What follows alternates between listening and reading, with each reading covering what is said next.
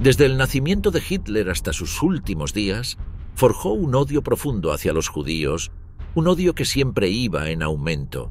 Con motivos, acusaciones y razones construidas en su mente, logró convencer al mundo de que era necesario aniquilar a todos los judíos.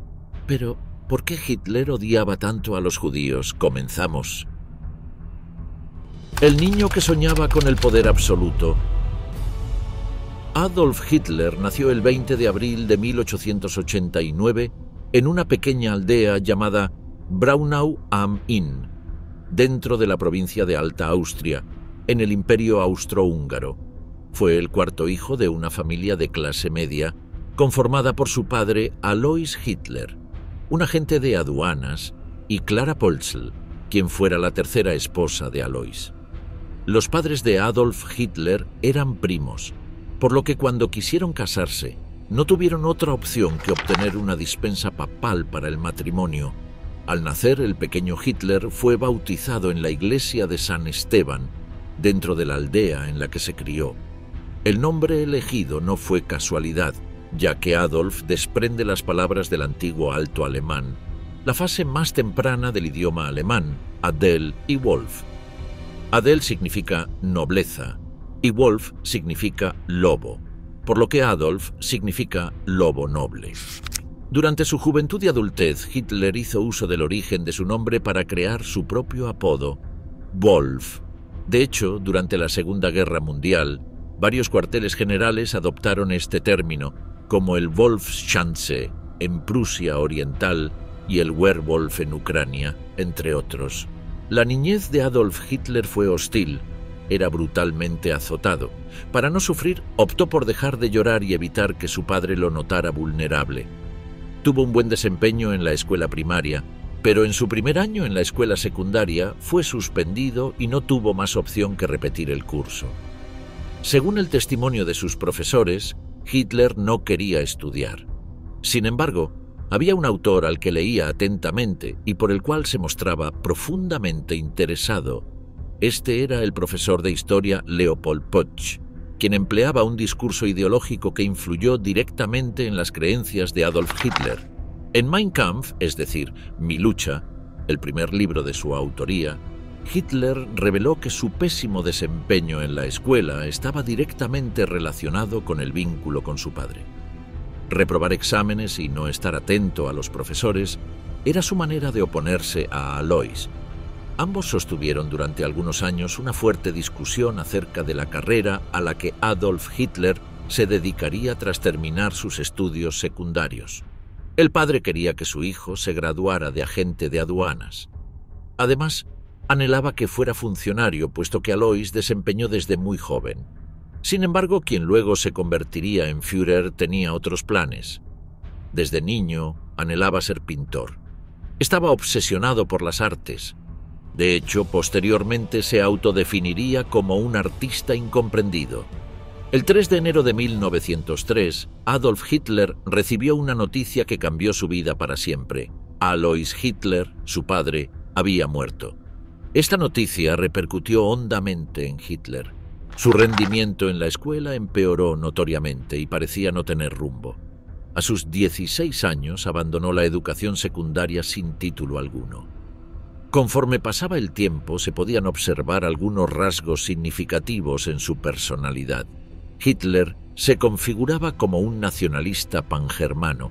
Detestaba la diversidad étnica del imperio austrohúngaro en el que vivía y le aborrecía profundamente la monarquía de los Habsburgo.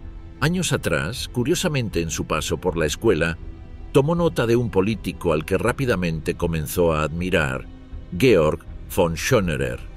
Junto a Viktor Adler, Robert Patay, Heinrich Friedjung y Engelbert Pernerstorfer, Schönerer propuso el programa de Linz de 1882, el cual era una plataforma política que exigía la completa germanización del Estado austríaco. Esto significaba la creación de un Estado austríaco dominado por Alemania. En el manifiesto proponían ceder las regiones de Galicia, Bucovina y Dalmacia a Hungría. También sugerían que el alemán se convirtiera en el idioma oficial de Austria. El programa de Linz no tuvo éxito alguno, ya que no fue apoyado por ningún círculo político influyente. No obstante, ese no fue el principal atenuante. Los compañeros de von Schonerer le soltaron la mano luego de que este último demostrara serias tendencias antisemitas al añadirle un párrafo sobre la raza aria. Allí proponía excluir del trato a los judíos, entre otras minorías. Esto no fue tolerado por Adler y Free-Jung, quienes pertenecían a la colectividad judía. 2 años después, declaró públicamente que el antisemitismo era el pilar central de la idea nacional. Viena, la ciudad que encendió al odio.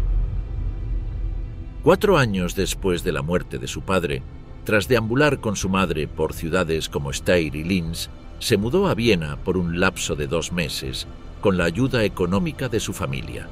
Durante su estadía, visitó la Academia de Bellas Artes, donde consultó los requisitos para ser admitido con el fin de convertirse en pintor. Después de unas semanas, regresó para realizar la prueba, pero al no poseer el talento necesario, fue rechazado. Tras un desastroso segundo intento, el rector de la academia le sugirió que se sumergiera en el campo de la arquitectura. Hitler no se había graduado en la secundaria, por lo que resultaba difícil que fuese aceptado para realizar esa carrera universitaria. En ese período, Hitler recibiría una triste noticia. A finales de 1907, su madre Clara había muerto a causa de un cáncer de mama. El dolor lo embargaba. Sin embargo, de este suceso se desprende un curioso hecho. El médico que había supervisado la enfermedad de Clara era el doctor Eduard Bloch, de origen judío. Bloch estaba casado con Lili Kafka, con quien tuvo 2 hijas, Emilie y Gertrude. Con el paso del tiempo, prosperó en su carrera como médico privado. Sin embargo, no solo atendía a pacientes acomodados, sino también a los más humildes, a quienes visitaba en su domicilio luego de trasladarse con su propio coche de caballos, procurando cobrarles de forma acorde a sus condiciones económicas. Esa conducta le valió el seudónimo de «El Doctor de los Pobres». 3 años antes de la muerte de Clara, Bloch había curado a Hitler de una afección que en un primer momento se creyó pulmonar, pero luego se comprobó que era un simple resfriado que derivó en amigdalitis. Desde ese momento, cada vez que la familia Hitler precisaba atención médica, no dudaba en acudir a Bloch. Cuando la madre de Hitler presentó debilidad a causa del cáncer de mama, primero fue operada por un colega quien no logró solucionar el problema. Rápidamente llamó a Bloch, quien sin dudarlo se acercó a su domicilio e intentó curar la herida con yodoformo, un antiséptico que se había convertido en el único tratamiento al cual se le tenía algo de esperanza. Este medicamento era altamente doloroso y especialmente molesto por el olor que desprendía. De todas maneras, esta decisión no fue nada buena, ya que le provocó un envenenamiento que prontamente resultó letal.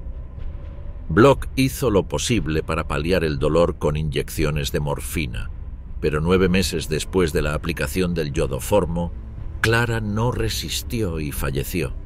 Adolf Hitler le estaba profundamente agradecido. Bloch había tenido la consideración de atender a Clara en ocasiones por pocas monedas y, en otras, de manera gratuita. Tiempo después, Hitler le envió distintas pinturas y postales dibujadas por él. Continuaba profundamente agradecido. Cuando finalmente Hitler tomó el poder, se encargó de proteger a Bloch y su esposa de muchas de las políticas antisemitas del régimen. Consideraba que si todos los judíos fueran como él, no habría una cuestión judía. Este dato resulta sorpresivo, ya que para aquel entonces Hitler ya pregonaba una ideología antisemita. Muchos historiadores se han preguntado el motivo por el cual le salvó la vida, si no había logrado curar a su madre. Esa pregunta quedó en la incógnita de muchos especialistas.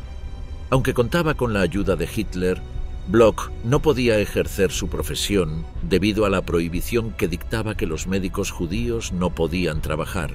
Finalmente, Bloch le escribió a Hitler pidiéndole ayuda, y este último respondió curiosamente con amabilidad. Gracias a la gestión del Führer, el médico pudo vender su casa a precio de mercado y exiliarse en Estados Unidos. Retomando la línea cronológica, a principios de 1908, luego de la muerte de su madre, Hitler decidió mudarse definitivamente a Viena. Gracias a una generosa herencia de su madre, pudo vivir cómodamente durante algunos meses sin trabajar. A diferencia de Linz, la última ciudad en donde había vivido, en Viena la población era mayoritariamente alemana. Si bien a Hitler le asentaba bien la capital austriaca, no estaba de acuerdo con su cultura multiétnica, multinacional y multirreligiosa. A finales de 1909 se quedó sin dinero. Fue expulsado de su apartamento y cayó en la más profunda pobreza. No tuvo más opción que vivir temporalmente en un albergue para personas sin hogar. Durante ese tiempo, acudía a comedores para indigentes. Posteriormente, se mudó a una residencia para hombres. Se ganaba la vida con empleos como barrer la nieve, cargar maletas en la estación de trenes y realizando tareas de obrero de construcción. En 1910 comenzó a pintar acuarelas con postales de la ciudad de Viena, las cuales eran vendidas por su socio. En los primeros 2 años en los que Hitler vivió en la popular localidad austriaca, el alcalde fue Karl Lueger, un político al cual Hitler observó con minuciosa atención y una leal fascinación. Lueger nació en Viena en 1844. Comenzó su carrera en el ala izquierda del Partido Progresista y en 1875 fue elegido como candidato a la alcaldía.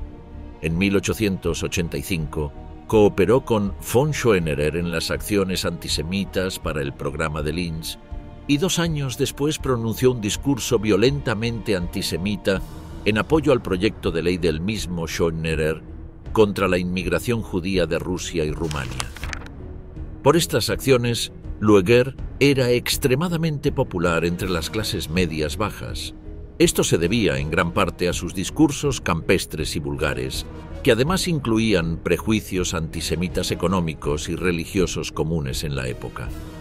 Con astucia, pudo canalizar el descontento social al presentar tanto al capitalismo como al marxismo como productos de la mentalidad judía, recordando el odio histórico supuestamente fundamentado hacia los hebreos.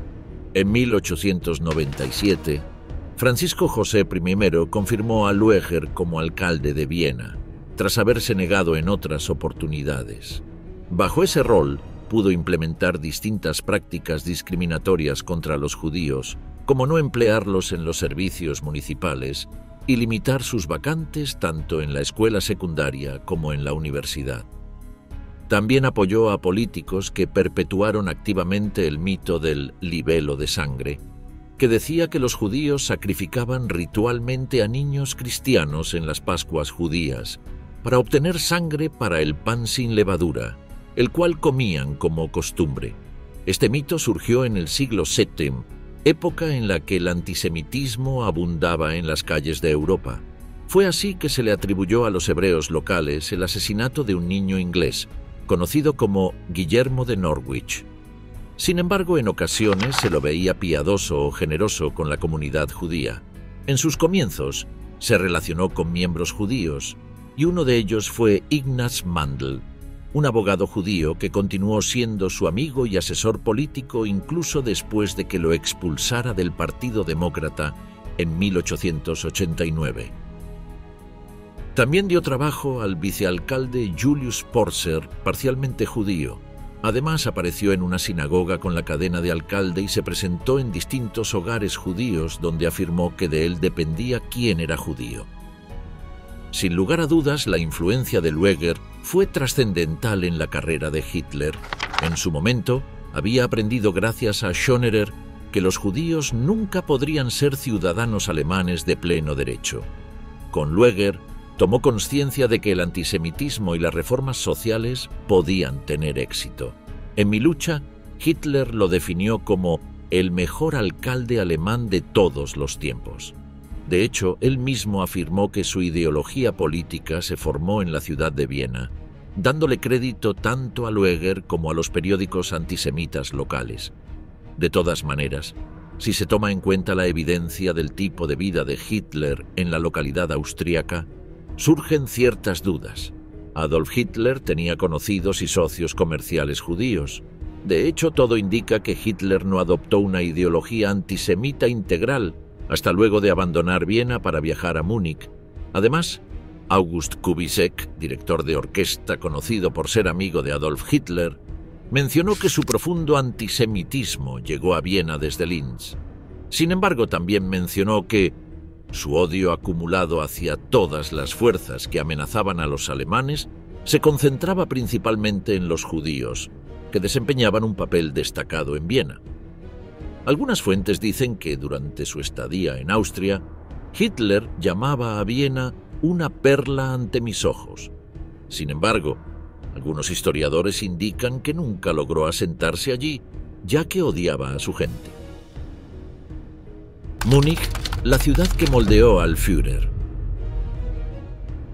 En mayo de 1913, Hitler escapó hacia Múnich, localidad perteneciente al Imperio Alemán, para evitar cumplir su obligación en el servicio militar en Austria-Hungría. Le aterraba la idea de formar parte de un ejército junto a judíos y eslavos. No obstante, siempre se vio atraído por la cultura, la fortaleza y la prosperidad del Imperio Alemán. El presente de Hitler no era muy alentador. Debía esperar algunos meses para cobrar la herencia paterna y deseaba ingresar a la Academia de Arte de Múnich, pero con poca fe en lograr una vacante. El 18 de enero de 1914, las autoridades austríacas lograron localizarlo para entregarle una citación judicial en la que se exigía su regreso. Él argumentó que había abandonado su país natal porque la mezcla de razas en Viena le causaba repugnancia. Las fuerzas policiales austríacas le comunicaron que esquivar el servicio militar era motivo de una importante multa, pero el hecho de abandonar Austria suponía deserción, lo cual era sinónimo de pena de cárcel. Sin mucho poder de elección, Hitler viajó a Salzburgo, donde fue examinado y posteriormente declarado no apto para prestar servicio militar. La Primera Guerra Mundial despertó al líder del horror. En 1914 comenzó la Primera Guerra Mundial, un hito decisivo en la vida de Adolf Hitler. Este histórico suceso dio un nuevo propósito a su vida e incluso definió su vocación. Sus días hasta ese momento estuvieron llenos de conflictos y ausencias, pero esta imponente contienda le cambiaría la vida. Ese mismo año decidió alistarse al ejército de Baviera, que junto al ejército alemán y el Imperio austrohúngaro luchaban contra Francia, Inglaterra y Rusia. A pesar de ser ciudadano extranjero, las autoridades lo aceptaron. El 2 de agosto, un Hitler de 25 años asistió a un acto patriótico en Múnich, en la plaza central, la Odeonsplatz, la cual fue encontrada años después por Heinrich Hoffmann, fotógrafo del Hitler canciller, y que acabó convirtiéndose en una imagen propagandística de la Alemania nazi. Rápidamente se unió al 16º Regimiento de Infantería de Reserva de Baviera. Recibió un entrenamiento militar tan limitado como acelerado, y rápidamente su unidad fue enviada a Bélgica. Lucharon en la primera batalla de Ypres, librada en octubre y noviembre de 1914. Esta fue la única experiencia de Hitler en la primera línea de batalla. Posteriormente, Hitler fue ascendido a Gefreiter, el segundo rango de ascenso para un soldado raso. A niveles generales, este puesto equivalía aproximadamente al rango de soldado de primera clase en el ejército de Estados Unidos, el cual se traduce erróneamente como cabo primero. Ese fue el único ascenso que le proporcionaron. Hasta el final de su participación quedó bajo ese mismo mote.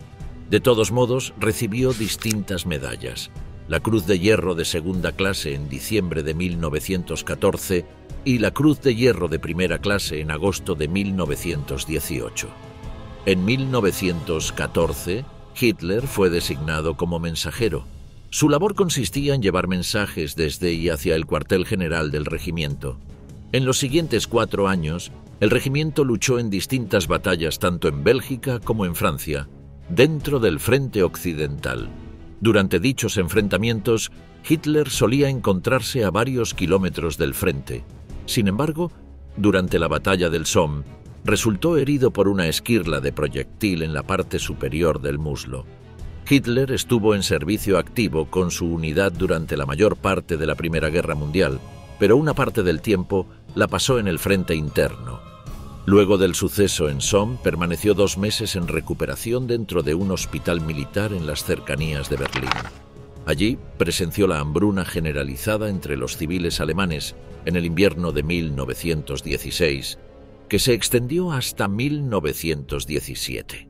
En septiembre de 1918, durante su permiso, Hitler observó el derrumbamiento moral en el frente interno alemán. Estas imágenes jamás se borraron de su mente y fueron determinantes para la toma de decisiones acerca del suministro de alimentos en la Segunda Guerra Mundial. Un mes después, Hitler resultó herido por un ataque con gas mostaza en Bélgica y fue enviado al hospital militar de Pasewalk. Mientras realizaba la rehabilitación, se anotició del armisticio del 11 de noviembre, el derrocamiento del Kaiser Guillermo II y la llegada de la Revolución Alemana. Estas noticias fueron desoladoras para Hitler. «Todo empezó a oscurecerse de nuevo ante mis ojos», escribió, pero también mostró su orgullo. «No estoy avergonzado de decir que, arrastrado por mi entusiasmo, me arrodillé y agradecí al cielo desde el fondo de mi corazón por haberme permitido vivir en ese tiempo». Tras la derrota, se popularizó la leyenda de la puñalada por la espalda, la cual era sumamente convincente para Hitler. En 1919, una comisión de investigación parlamentaria interrogó al general Paul von Hindenburg, comandante supremo del ejército alemán, acerca de las causas de la derrota alemana en la Primera Guerra Mundial. En esa conversación, declaró que Alemania salió derrotada debido a la falta de respaldo por parte del gobierno, que en el peor momento de la contienda no dudó en iniciar las negociaciones de paz. Por otro lado, Hindenburg mencionó que el ejército alemán se vio debilitado por el ambiente revolucionario dentro de sus propias filas y en el resto del país.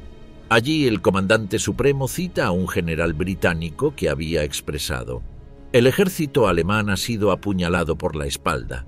Fue así como nació la teoría de la puñalada por la espalda».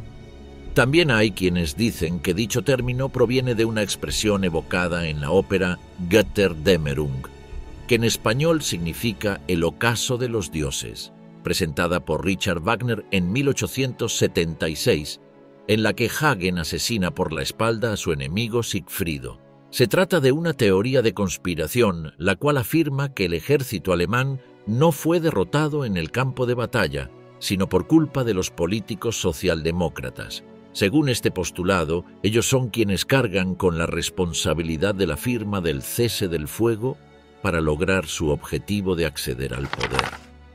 A pesar de que el comando del ejército cometió errores que provocaron que el ejército alemán no pudiera seguir luchando, Hindenburg, junto al general Erich Ludendorff, difundieron esta historia conspirativa para no tener que admitir sus propios errores durante la guerra. A su vez, diversas agrupaciones de extrema derecha, nacionalistas y antisemitas consideran la teoría de la puñalada por la espalda como una consecuencia de una conspiración internacional judía.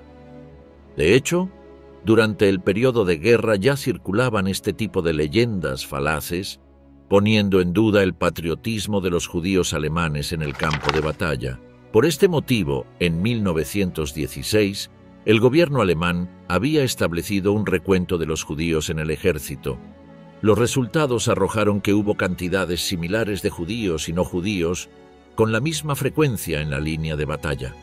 Sin embargo, los resultados de este estudio no se hicieron públicos. Tanto historiadores alemanes como de otros países rechazan el mito con unanimidad.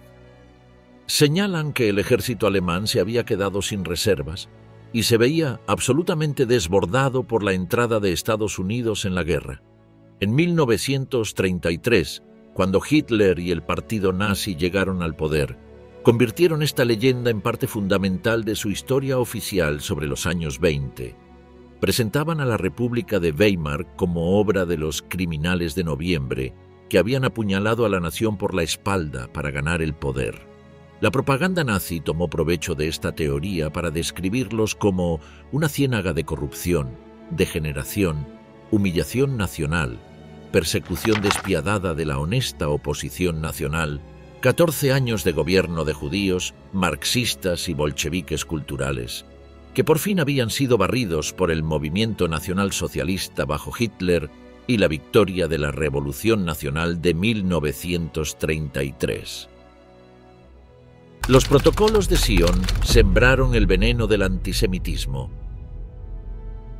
Regresando al periodo posterior a la Primera Guerra Mundial, en ese entonces Hitler caminaba por las calles de Múnich y olfateaba el clima ideal de antisemitismo. La ciudad alemana se había convertido en un foco de sentimientos antijudíos. Los culpaban de las acciones de la República Soviética de Baviera comunista. En ese contexto, una publicación llamada Los Protocolos de los Sabios de Sion apareció traducida al alemán. Se trata de un texto escrito en 1903 que relata teorías conspirativas antisemitas. En él se formula la idea de un grupo secreto de judíos que controla el mundo, llamados los Sabios de Sion.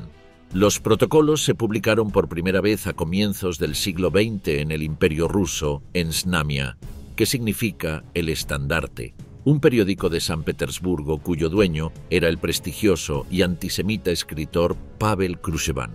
Varios académicos están convencidos de que Krusevan fue el autor original de los protocolos. Cuando su periódico publicó el texto, escribió un prólogo y un epílogo. El editor confesó haber descubierto un documento real que demostraba la existencia de una conspiración judía mundial.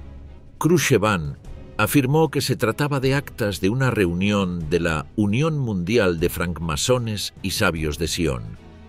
Las primeras publicaciones incluían 24 capítulos y mencionaban que estos sabios ancianos planeaban controlar la política mundial, la economía, los mercados financieros, los medios de comunicación y la educación.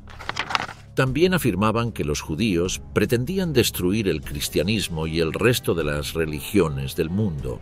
A su vez, mencionaba que los judíos se beneficiarían de mantener al mundo en estado de guerra. Como supuesta prueba, Krusevan citó al emergente movimiento sionista, que abogaba por un Estado judío independiente en la antigua patria judía. Algunos han afirmado que los protocolos son en realidad las actas de la reunión del primer Congreso sionista, celebrado en Basilea, Suiza, en 1897, lo cual se pudo comprobar que es falso. En 1905, los protocolos se publicaron como apéndice de un libro sobre la llegada del Anticristo.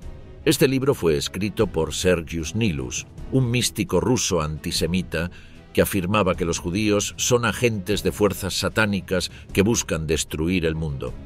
Mientras tanto, Hitler se regocijaba con el deseo que poco a poco se le estaba cumpliendo: que tanto Alemania como el mundo entero vean a los judíos de la misma manera que los veía él. Tras la Revolución Bolchevique de 1917, los protocolos de los Sabios de Sion comenzaron a circular con mayor frecuencia. Ese mismo año, el zar ruso abdicó del trono en medio de un levantamiento popular. Los manifestantes exigían alimentos debido a la creciente pobreza. Luego de unos meses, el partido bolchevique, que posteriormente se conocería como Partido Comunista, realizó un golpe de Estado. El temor sistemático a que las revoluciones comunistas se extendieran por toda Europa reforzó una de las principales teorías conspirativas antisemitas contenidas en los protocolos: que los judíos eran los culpables del comunismo y de conspirar para esta revolución. Esta falsa acusación es conocida como judeo-bolchevismo. En 1919 se tradujo al alemán. Durante la década de 1920 aparecieron distintas versiones en Estados Unidos, principalmente en Nueva York y Boston. En ese mismo momento se enviaron copias a Londres y a Japón en su idioma original. En 1921 se tradujo al italiano, sueco y noruego. 2 años después al polaco, y en 1925 estaba disponible en Siria en idioma árabe. Con los protocolos de Sion llegaron nuevos libros que promovían teorías conspirativas antisemitas.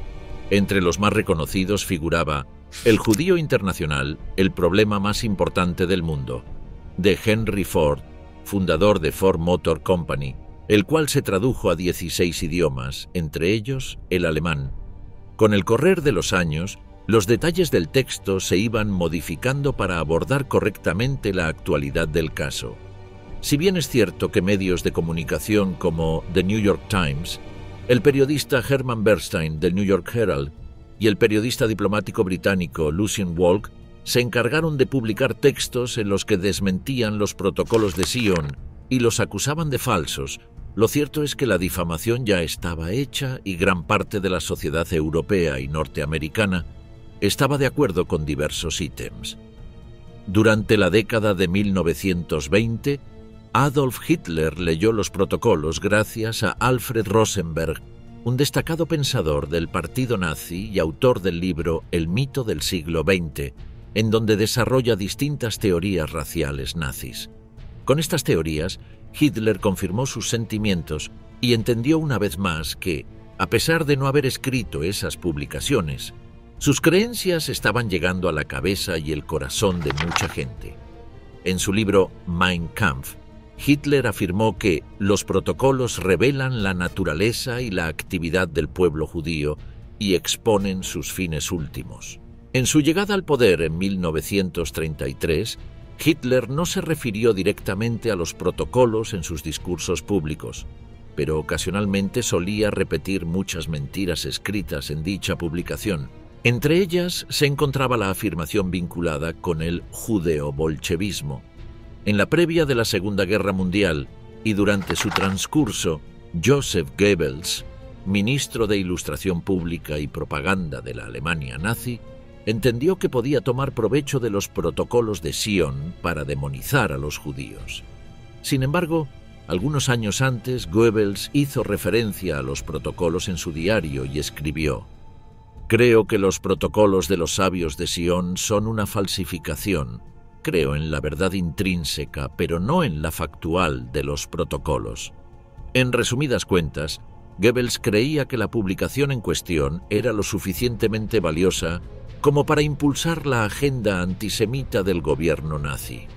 En consecuencia, Julius Streicher, editor del periódico antisemita Der Stürmer, publicó numerosos artículos durante la década de 1930 basados en ideas incluidas dentro de los protocolos. La editorial central del partido nazi publicó 22 ediciones de los protocolos entre 1919 y 1938. Durante la Segunda Guerra Mundial, los nazis difundieron una gran cantidad de ediciones de los protocolos en cada uno de los países que ocuparon. Incluso, luego del asesinato de millones de judíos como parte de la solución final, en 1943 las autoridades alemanas publicaron ediciones en ruso, ucraniano y bielorruso. También hicieron lo propio en Francia, Bélgica y Polonia. El ascenso silencioso que nadie quiso ver. Durante el verano de 1919, Adolf Hitler se incorporó a la Oficina de Información de la Administración Militar Bávara. Allí recopilaban información sobre los partidos políticos en Múnich y proporcionaban educación política anticomunista a las tropas. Al mismo tiempo, asistió a un curso de propaganda anticomunista. En este, dedicó largas horas a escuchar distintas conferencias sobre historia y política que influyeron profundamente en su pensamiento. En agosto de ese mismo año, Hitler pronunció sus primeros discursos políticos antisemitas para soldados. Rápidamente descubrió su talento como orador público y comenzó a perfeccionarlo. Su supervisor se impresionó positivamente con sus habilidades de comunicación y le encargó responder por escrito la pregunta de un estudiante sobre la cuestión judía como raza.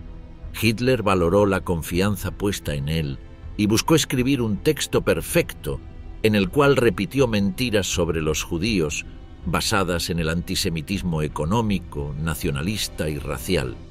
Además, hizo énfasis en la urgente necesidad de un gobierno nacionalista que lograra de una vez por todas expulsar por completo al pueblo judío residente en Alemania. En septiembre, asistió a una reunión del Partido Obrero Alemán, conocido por sus siglas DAP, donde pronunció un discurso improvisado que impresionó enormemente a los directores del partido, quienes le ofrecieron afiliarse. Hitler aceptó y el 16 de octubre de 1919 impartió su primer discurso oficial en una cervecería. Su habilidad en la oratoria lo llevó a ascender rápidamente en la cúpula del DAP, colaborando constantemente con los líderes para redactar el programa político del partido, el cual fue anunciado por Hitler en un gran mitin público, realizado el 24 de febrero de 1920 en la Hofbräuhaus de Múnich. Poco tiempo después, el DAP pasó a ser el NSDAP, el Partido Nacional Socialista Obrero Alemán. En inglés se conoció como el Partido Nazi. A finales de 1920, Hitler abandonó el ejército bávaro y se mudó a una pequeña habitación alquilada, ubicada en las cercanías del centro de la ciudad. A partir de ese momento, se dedicó por completo a la política. Comenzó a recibir cada vez más dinero, ya fuera por los beneficios a los que accedía en el partido nazi o por sus discursos políticos. Finalmente, a mediados de 1921, Hitler se consolidó como líder del partido nazi. La Carta de Heimlich selló el inicio de una ideología mortal. En 1919, 10 meses después de finalizada la Primera Guerra Mundial, Hitler envió un manuscrito en respuesta a una conversación con Adolf Heimlich, un colega en la Oficina de Inteligencia Militar de Múnich. Entre las tareas de Heimlich se encontraba la creación de propaganda para el ejército alemán. Por este motivo, se le bautizó como la Carta de Heimlich. Antes de la creación del texto escrito, Hitler dialogó con el capitán Ulrich Mayer, quien le sugirió que hablara con Heimlich para ayudar a popularizar la idea de que los judíos eran los responsables de la derrota de Alemania en la Primera Guerra Mundial. Según Marvin Hier, decano del Centro Simon Wiesenthal, es su primer escrito político, donde expone cuáles eran sus planes para los judíos. Es difícil que exista un documento más relevante para comprender la Segunda Guerra Mundial. Expone las razones para llevar adelante esa guerra desde la cabeza de quien la impulsó, Adolf Hitler. Entre algunos de los párrafos, Hitler menciona que el antisemitismo es fácilmente caracterizado como un fenómeno emocional. Pero eso es incorrecto. El antisemitismo, como un movimiento político, no puede y no debe ser definido por impulsos emocionales, sino por el reconocimiento de hechos.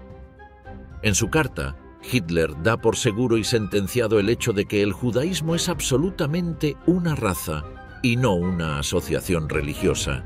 También denomina a los judíos como acumuladores de riqueza en busca de la conquista del mundo a través del dinero. Continúa afirmando que el peligro que representa el judaísmo para nuestro pueblo se expresa en la innegable aversión de grandes secciones de nuestro pueblo. La causa de esta aversión surge principalmente del contacto personal y de la impresión personal que dejan los judíos como individuos, que casi siempre es desfavorable. Además, con un profundo odio manifiesto, agrega: todo hombre va detrás de un objetivo mayor, sea la religión, el socialismo, la democracia. Para los judíos, estos son solo un medio para un fin, la manera de satisfacer su deseo por el oro y la dominación. El antisemitismo, que se alimenta de razones puramente emocionales, siempre encontrará su expresión en la forma de pogromos, es decir, ataques violentos a los judíos. Y prosigue: pero el antisemitismo basado en la razón debe llevar al combate y a la suspensión sistemática de los privilegios de los judíos. Su objetivo final, sin embargo, debería ser la eliminación sin compromisos de los judíos como tal, y remarca que, si un gobierno poderoso liderara el destino del imperio alemán, se podría manejar la amenaza judía negando sus derechos, pero que su meta final debe ser la remoción inquebrantable de todos los judíos. Todavía lejos del poder, Hitler demostraba con claridad sus ambiciones y sus convicciones. Según Hier, Hitler esboza un ideario que exige un gobierno implacable que tenga el coraje de eliminarlos por completo. Lo que queda claro es que Ya desde muy joven y todavía siendo un desconocido en la política alemana, tiene la idea de que esa lucha no puede hacerse con pandillas o con actos esporádicos, sino con una organización de gobierno detrás. Sin lugar a dudas, y a pesar de las convicciones del resto de los integrantes del Tercer Reich, esta carta pone de manifiesto que la génesis del pensamiento antisemita como emblema de la Segunda Guerra Mundial provenía de la mente de Adolf Hitler. De todos modos, los especialistas en la materia indican que, a pesar de lo reveladora que resulta la carta Geimlich, es imposible inferir cuál sería la estrategia que tomaría el gobierno para llevar a cabo la erradicación de los judíos. Además, mencionan que la palabra en alemán que utiliza para referirse a esto es Entfernung, que significa distancia o retiro. En el contexto post-Primera Guerra Mundial, ese término podría referirse a una segregación o expulsión del territorio alemán y no a una matanza multitudinaria como lo terminó siendo. Dos firmas que cambiaron el destino del mundo: Versalles y Balfour. Luego de finalizada la primera gran contienda, 50 países se disponen a firmar el Tratado de Versalles. Se trata de un acuerdo firmado en 1919 entre los vencedores de la Primera Guerra Mundial y Alemania. Allí se establecía que el país germano había sido el gran responsable del desarrollo del conflicto bélico, por lo que se le imponían graves condiciones. Entre ellas destacan el desarme obligatorio, indemnizaciones monetarias a los perjudicados como forma de pago de reparaciones de guerra y la pérdida de grandes porciones de territorio. Los alemanes recibieron la noticia del tratado con enorme desagrado, ya que consideraban que las consecuencias eran impagables. En cambio, Estados Unidos se negó a firmar, convencidos de que estas condiciones tan duras y restrictivas no harían otra cosa que generar peores consecuencias. En un discurso pronunciado el 13 de abril de 1923 en Múnich, Hitler habló del Tratado de Versalles. El tratado se hizo para llevar a la muerte a 20 millones de alemanes y arruinar la nación alemana. En ese mismo discurso también mencionó que la expulsión de los judíos de la raza de sangre alemana conduciría a las atrocidades contra el pueblo judío. Una de las dudas que surgen en torno al contexto es acerca de la Declaración Balfour, la cual los especialistas aseguran que el Tratado de Versalles se encargó de impulsar. Se trata de una carta enviada por el ministro de Exteriores de Gran Bretaña, Arthur Balfour, al barón Lionel Walter Rothschild, líder de la comunidad judía británica. Este texto fue incluido en 1922 por la Liga de las Naciones en el mandato británico sobre Palestina, mediante el cual el Reino Unido quedaba formalmente encargado de la administración de estos territorios. A continuación, la carta escrita por Balfour. Estimado Lord Rothschild, tengo gran placer en enviarle a usted, en nombre del gobierno de Su Majestad, la siguiente declaración de apoyo a las aspiraciones de los judíos sionistas, que ha sido remitida al gabinete y aprobada por él mismo. El gobierno de Su Majestad ve favorablemente el establecimiento en Palestina de un hogar nacional para el pueblo judío y usará sus mejores esfuerzos para facilitar el logro de este objetivo, quedando claramente entendido que no debe hacerse nada que pueda perjudicar los derechos civiles y religiosos de las comunidades no judías existentes en Palestina, o los derechos y el estatus político que disfrutan los judíos en cualquier otro país. Estaré agradecido si usted hace esta declaración del conocimiento de la Federación Sionista. Durante los primeros años, 100.000 inmigrantes judíos se asentaron en Palestina. En este contexto subyace la pregunta de, teniendo conocimiento de la Declaración Balfour, ¿por qué Hitler no envió a los judíos de Europa?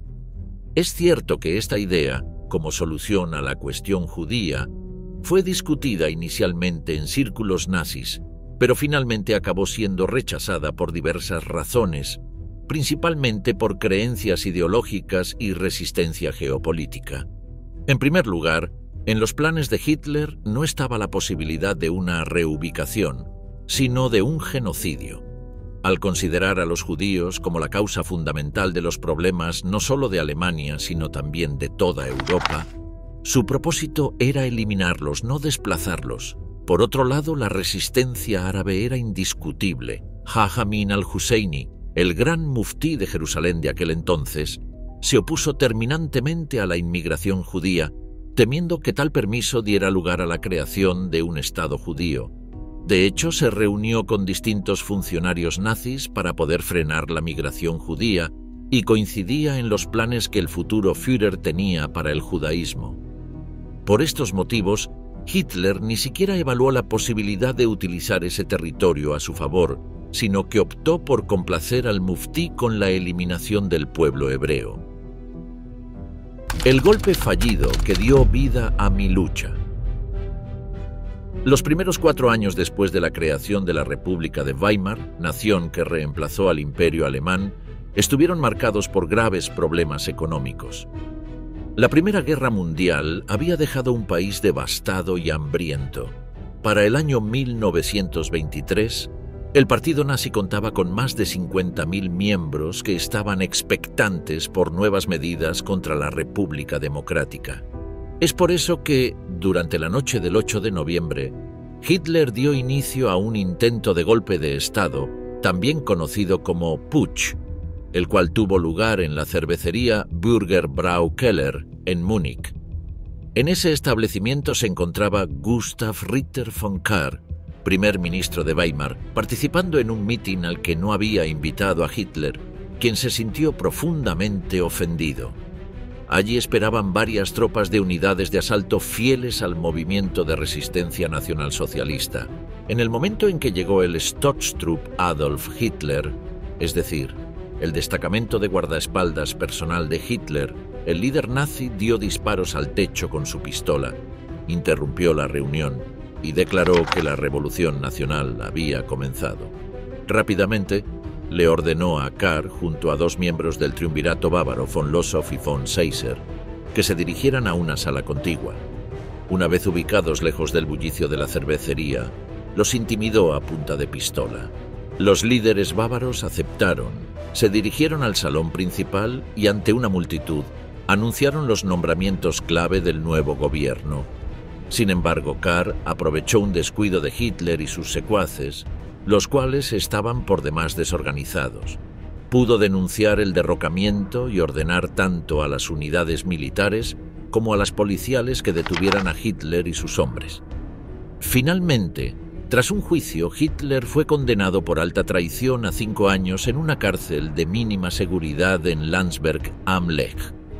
Sin embargo, a pesar de que el golpe de Estado acabó en fracaso, Hitler sacó provecho de la experiencia para difundir la propaganda nazi. Hasta ese momento, no contaba con una gran popularidad entre los alemanes, pero de inmediato tanto la prensa local como la internacional se hizo eco de la noticia. De la condena total, Hitler cumplió solamente 8 meses, los cuales le sirvieron para comenzar a escribir su primer libro, Mein Kampf, mi lucha. Con esta pieza literaria esperaba que no solo le permitiera ganar algo de dinero, sino que le sirviera de plataforma propagandística para ventilar sus opiniones y atacar a quienes lo habían traicionado tanto a él como a todo el país. Originalmente, el libro se llamó 4 años y medio de lucha contra la mentira, la estupidez y la cobardía. Un juicio. De todas maneras, optó por acortarlo y titularlo Mi lucha. En 1925 se publicó el primer volumen y al año siguiente el segundo. El dueño de la editorial no estaba a gusto con el libro, pero esto a Hitler poco le interesaba. Sabía que estaba dirigido a quienes estaban convencidos de seguir su ideología. Si bien desde un principio fue un éxito de ventas, muy pocas personas lograron leerlo por completo, no solo por su duración de 800 páginas, sino también por su dificultoso léxico. En 1934, con la llegada de Hitler al poder, se produjo una verdadera explosión de ventas, 1 millón de ejemplares en un año, a un precio de entre 7 y 12 marcos, según el tipo de edición del ejemplar. Este monto representaba una suma bastante alta para los salarios del momento. Con el tiempo, empezaron a regalarlo a excombatientes con alguna discapacidad o mutilación, a graduados de universidad y a los recién casados el día de su boda. El libro comenzaba con la siguiente frase: en cumplimiento del fallo que había dictado el Tribunal Popular de Múnich, el 1 de abril de 1924 debía comenzar mi reclusión en el presidio de Landsberg sobre el Lech. Luego, continuó explicitando el objetivo del libro. El progreso de los grandes movimientos en el mundo se ha debido en general a los grandes oradores. Sin embargo, es imprescindible que la doctrina quede expuesta en su parte fundamental. De ese modo, Hitler vendía una de sus mayores habilidades. Entre sus largas páginas figuran distintos párrafos en los que se encargaba de denigrar y denostar a los judíos, generando una bestial conspiración acerca de lo que significaba por aquel entonces la institución del judaísmo. A continuación, algunas frases textuales en las que Hitler demuestra su más abominable odio hacia toda persona que se declare judía. La doctrina judía del marxismo rechaza el principio aristocrático de la naturaleza y reemplaza el privilegio eterno del poder y la fuerza por la masa numérica y su peso muerto. Así, niega el valor de la personalidad en el hombre, cuestiona la importancia de la nacionalidad y la raza, y con ello retira de la humanidad la premisa de su existencia y su cultura. Como fundamento del universo, esta doctrina traería el fin de cualquier orden intelectualmente concebible para el hombre, y así como en el más grande de todos los organismos reconocibles, el resultado de la aplicación de tal ley solo podría ser el caos, en la Tierra solo podría ser la destrucción para los habitantes de este planeta. Si con la ayuda de su credo marxista, el judío triunfa sobre los demás pueblos del mundo, su corona será la corona funeraria de la humanidad y este planeta, como hace miles de años, se moverá por el éter desprovisto de hombres. Por eso hoy creo que actúo según la voluntad del Creador Todopoderoso. Defendiéndome del judío, lucho por la obra del Señor. ¿Hasta qué punto la existencia de este pueblo se basa en una mentira continua? Queda demostrado de forma incomparable por los protocolos de los sabios de Sión, tan odiados por los judíos. Están basados en una falsificación, se lamenta y grita el Frankfurter Zeitung semanalmente. La mejor prueba de su autenticidad, porque una vez que este libro se convierte en propiedad común de un pueblo, la amenaza judía puede considerarse destruida. Dado que el judío no es el atacado, sino el atacante, no solo quien ataca se hace pasar por su enemigo, sino también quien se le resiste.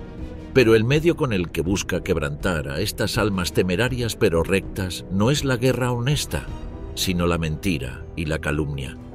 Aquí no se detiene ante nada, y en su vileza llega a ser tan gigantesco que nadie debe sorprenderse si entre nuestro pueblo la personificación del diablo como símbolo de todo mal asume la forma viviente del judío.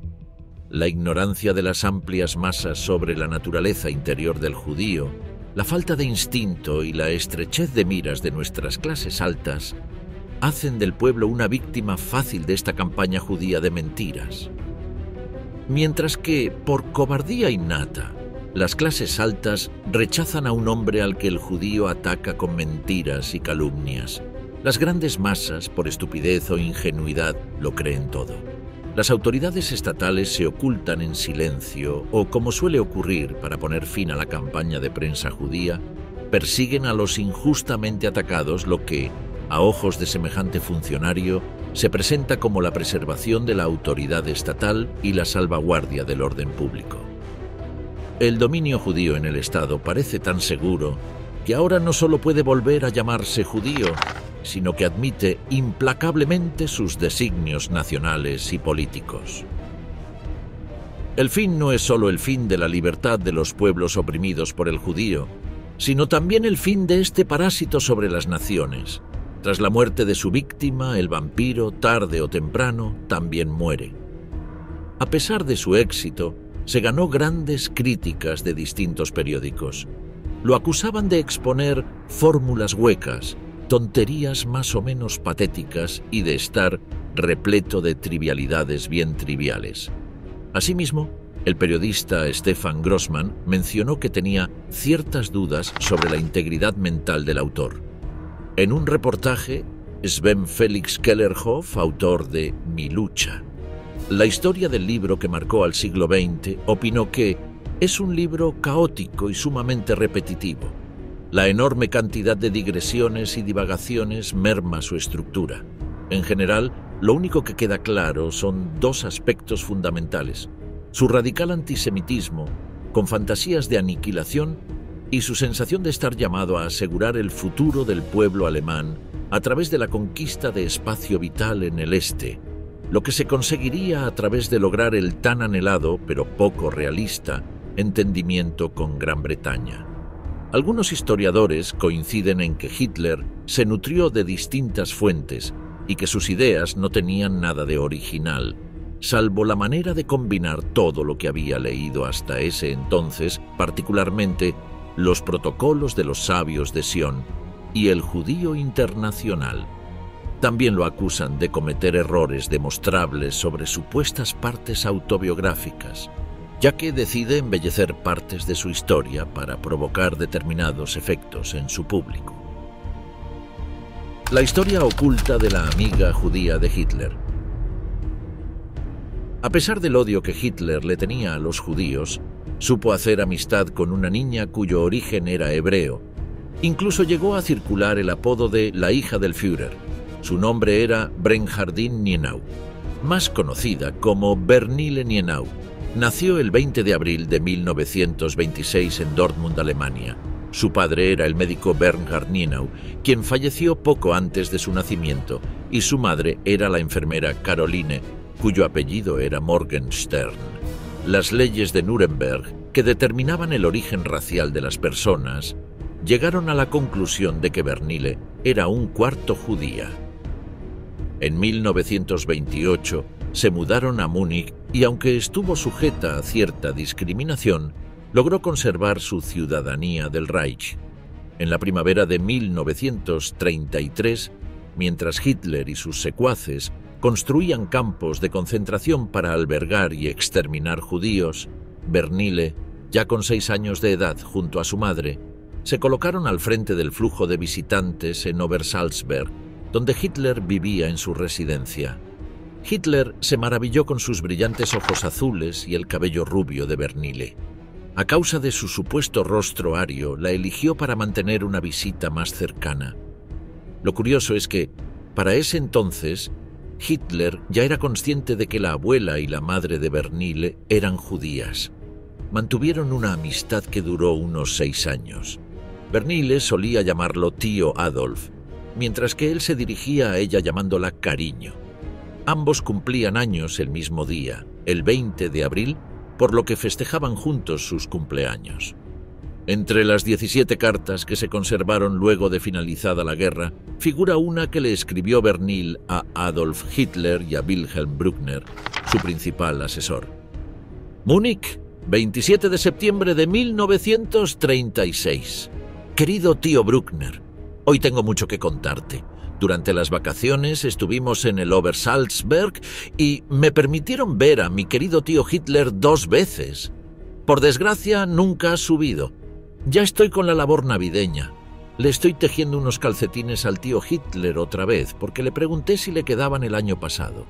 Dijo que sí. Este año puedo tejer con lana más fina. Mamá solo me ayuda con el talón.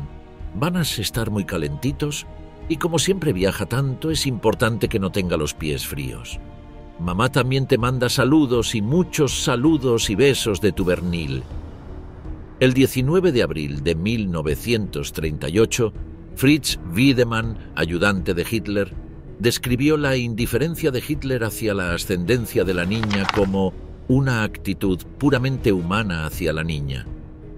Sin embargo, cuando Martin Bormann se enteró de lo ocurrido, le prohibió la entrada a la residencia tanto a Bernile como a su madre. Heinrich Hoffmann intentó publicar fotografías de Hitler junto a Bernile, pero Bormann se lo prohibió terminantemente, por lo que se lo comunicó a Hitler. A pesar de que los libros con dichas fotos se vendían exitosamente, Hoffmann no pudo continuar tomándole fotografías. Bormann se había tomado esto de manera personal y ordenó destruir todos los libros en los que apareciera Bernil. En un libro publicado en la posguerra, Hoffmann escribió: «Hay personas que tienen verdadero talento para arruinar mi alegría».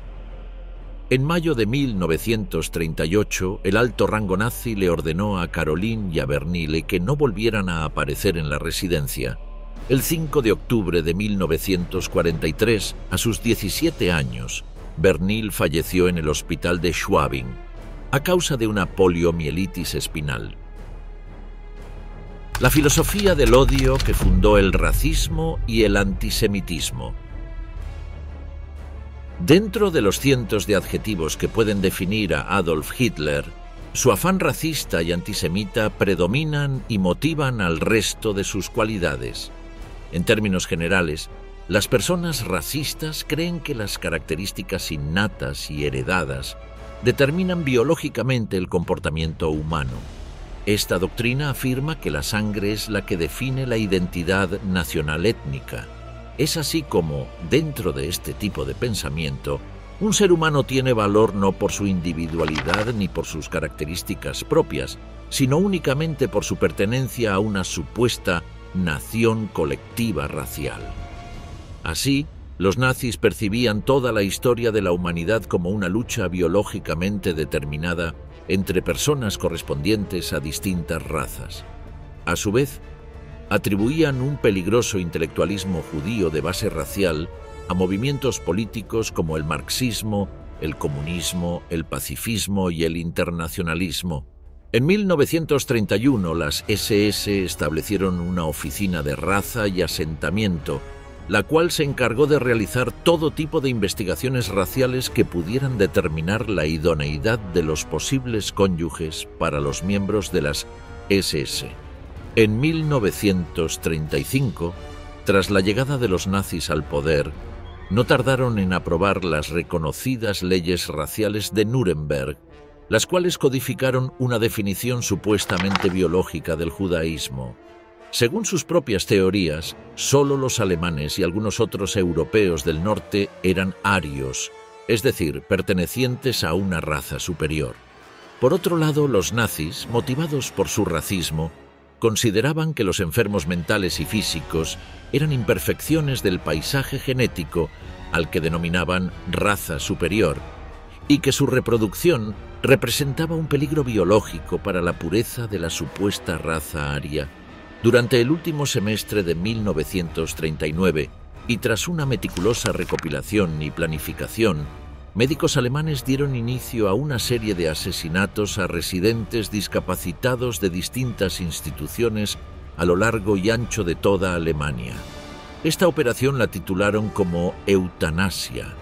En consonancia con estas prácticas, durante la Segunda Guerra Mundial, decenas de médicos nazis realizaron distintos experimentos fraudulentos con el fin de identificar evidencia física de la superioridad aria y la inferioridad no aria. Luego de asesinar cientos de miles de prisioneros no arios, los nazis no lograron hallar ninguna prueba que sustentara sus infundadas teorías sobre las diferencias raciales entre los seres humanos.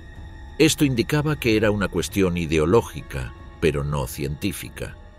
Como ya es sabido, durante sus años en el poder, los nazis implementaron leyes y políticas raciales que no solo privaron de sus derechos a los judíos, sino también a negros, gitanos, homosexuales, entre otros.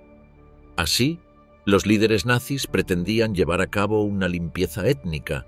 Esta política incluyó el asesinato y aniquilación de las llamadas razas enemigas, que incluyó el genocidio y la destrucción del liderazgo de los pueblos eslavos. El racismo nazi produjo asesinatos en una escala sin precedentes. El odio de Hitler hacia los judíos estaba fundamentado en estas teorías. En resumidas cuentas, los motivos que Hitler y el resto de los antisemitas tenían para odiar a los judíos eran: los consideraban responsables de la derrota de Alemania en la Primera Guerra Mundial, los acusaban de ser responsables de los problemas económicos y el elevado desempleo de Alemania, Tenían la certeza de que los judíos estaban decididos a dominar la cultura alemana y la totalidad de las empresas locales. Pensaban que o eran demasiado ricos, privando de riqueza a otros alemanes, o que eran demasiado pobres, al punto de convertirse en delincuentes. Eran los culpables de la falta de moralidad de la sociedad moderna, leales a su religión, enemigos de los cristianos y desinteresados del Estado alemán. Eran los creadores del bolchevismo y el capitalismo, por lo cual estaban decididos a atacar las fronteras de Alemania. Pero el motivo principal que englobaba todas estas razones era que eran racialmente inferiores a los pertenecientes a la raza aria. Hitler tenía una firme obsesión por esa supuesta raza aria, y la búsqueda de la desaparición del judaísmo provocó el asesinato de aproximadamente 6 millones de hombres, mujeres y niños. El antisemitismo de Hitler condujo finalmente a lo que se conoció como el Holocausto, el exterminio sistemático de quienes no pertenecían a la raza aria. En la conferencia de Wannsee de 1942, los líderes nazis formalizaron la solución final para aniquilar a todo el pueblo judío. En detalle, cerca de 2.700.000 judíos murieron en los distintos centros de exterminio como Auschwitz-Birkenau, Chelmno, Sobibor, entre otros. Unos 2 millones de judíos fueron aniquilados en operaciones de fusilamiento y distintas masacres en más de 1.500 ciudades, pueblos y aldeas. Entre 800.000 y 1 millón de judíos fueron asesinados en distintos guetos, campos de trabajo y campos de concentración.